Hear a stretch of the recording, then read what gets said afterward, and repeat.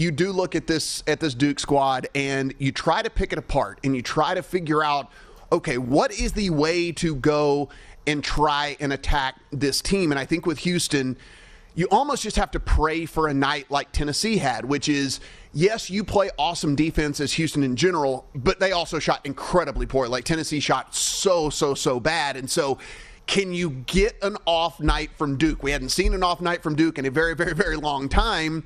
However, that almost has to be your path for success here. And that's unfortunate to say, but it is just kind of how the breakdown of this game goes. Can you get Duke, who has different guys that shoot?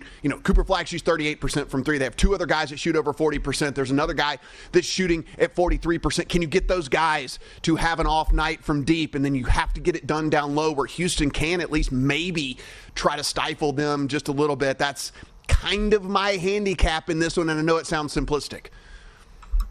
It's simplistic, but Houston is the best defense that Duke's probably seen all season. Mm-hmm. Yes, Tennessee shot the ball terribly. How much can you attribute that, though, to just Tennessee shooting poorly or them facing one of the best defenses in college basketball?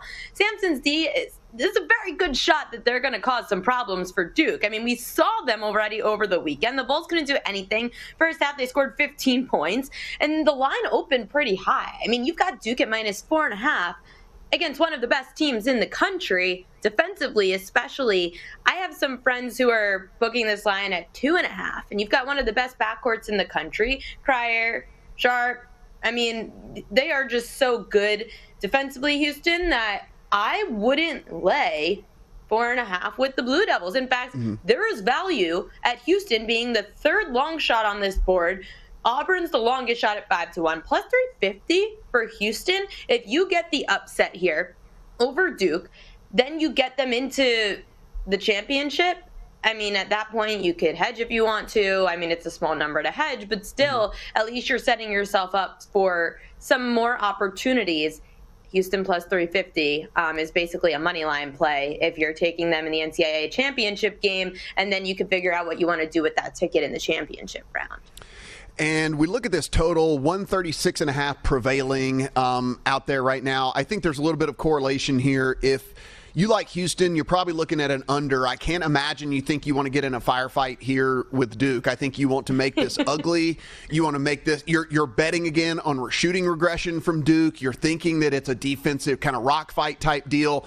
I can only think you're leaning towards an under if you like the Houston side of things and hoping you get some sort of performance out of Duke like you got out of Tennessee, which makes this thing kind of low scoring, keeps Houston in it, and listen, the one thing about Houston, they don't shoot a ton of threes, but they actually shoot the three very well. Now, I don't know if they're going to change their strategy. I don't know why you would. This team played very well all season long with what they've been doing, but this team does shoot the three ball very well, and so I don't know if they huck up a couple more in this one than they normally would to try and maybe add a little bit of variance to this, but that's kind of where I lean, at least from a total standpoint. I don't really know what you get if you like Duke. I think it could go either way. You could have an over or an under with that, but I think certainly for the correlated play would be Houston in the under. Makes sense to me. I have nothing else to say about that under because you're right with Houston's defense. What I will say is I have been pretty scarred by some of the totals in this tournament. I've watched too many people lose some kind of under over like a last-minute three in garbage time. Didn't matter. And, I mean, I think it happened on Friday night. I was sitting at dinner, Matt. There was this, it's the place called Patricia's here in New York City. They have a huge screen, and on this huge screen, they're playing the Friday night games. And I think it was the Michigan State game where the last three of the game ends up, 73-70 was the final score, and it set the game. I think it was like 1 point that it missed the over. My friend was going nuts. So these totals have been pretty good in the tournament, Matt. Thanks for watching, but don't let the betting insights end here. If you want an extra edge this football season, you can get a month of VSiN Pro right now absolutely free. That means access to our betting insights, analysis, and tools like our betting splits at zero cost to you. Click the link in the description to sign up.